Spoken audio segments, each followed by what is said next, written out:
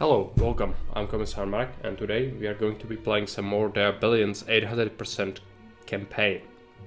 What we'll be doing is going to the swarm mission of 5000 harpies that is going to guard a hero mission called Gamma Medical Center, which we'll want to clear to assign more research. And after that is done, we'll be going towards the Lonely Forest mission, which is the first mission, which is basically a SimCity mission. There's no combat apart from last horde that attacks our colony, and you are supposed to just optimize your economy and build up to a required population quickly without any threat of military. I'll be explaining in detail what goes into playing these kinds of missions a little bit later. As for the horde mission itself, we'll be picking some soldiers and also snipers we unlocked before. So we want a core of snipers protected by a line of soldiers on the outside to tank the hits from the harpy kind enemies because they are very dangerous. And just generally make a death ball basically and let it happen. We'll lose some soldiers, but we should be strong enough to deal with the challenges presented.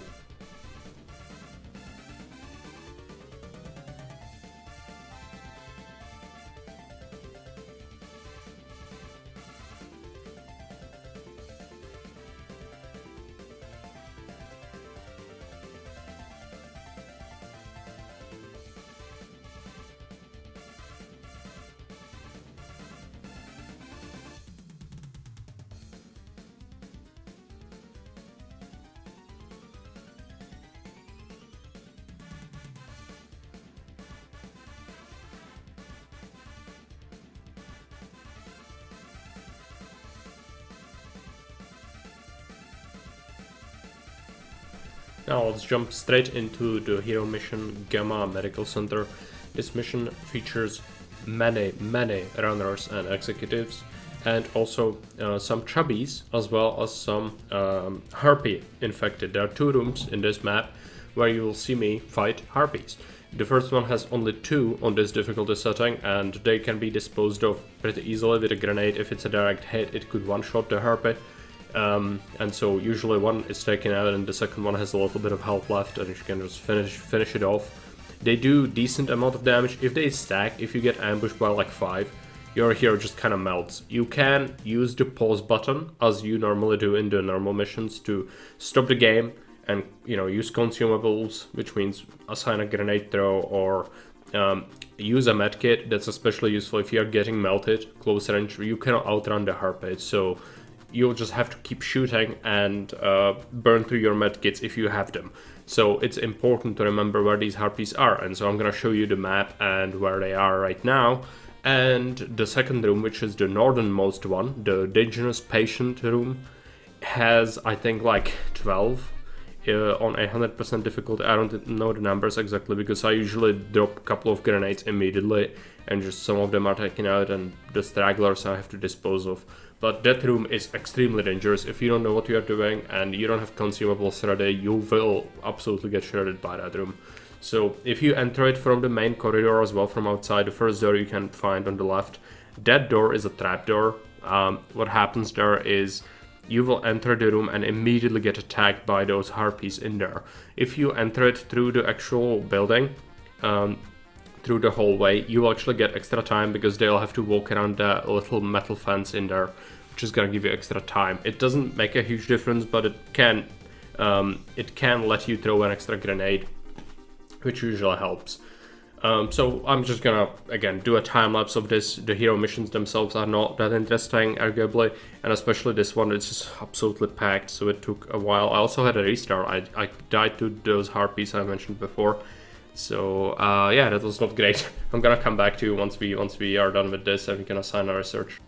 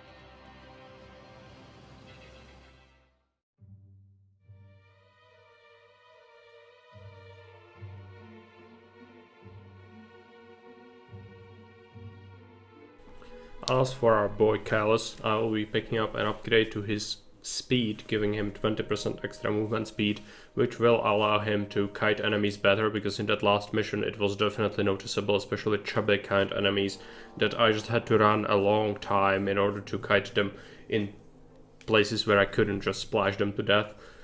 And apart from that, we also earned 560 points of research, which we will now be assigning.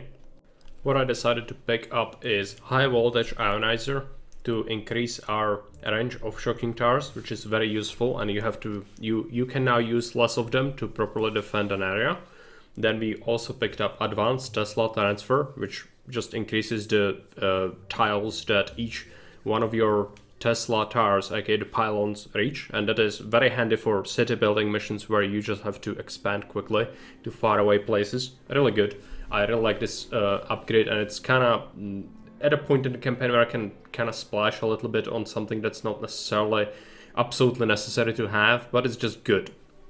And then I also picked up autonomous weapons, which allows us to build the Wasp, which is an automatic machine gun. You've seen them in some of the hero missions before. They are good.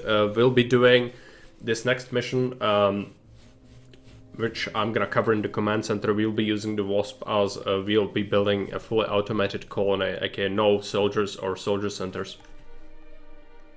So welcome to command center. Once again, this is the first map that is basically a SimCity map. There are no zombies present on the map itself, and so we'll be using a little bit of a cheesy strategy where we use our initial units to explore the whole map and then let them execute each other so that we don't pay their upkeep and workers.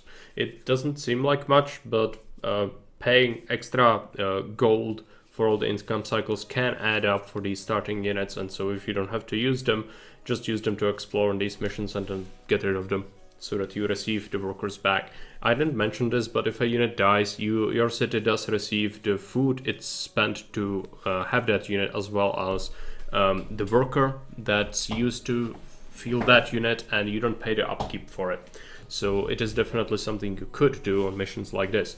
On top of everything else, this map is a little bit scarce with resources. The stone available, there are 3 quarry spots possible.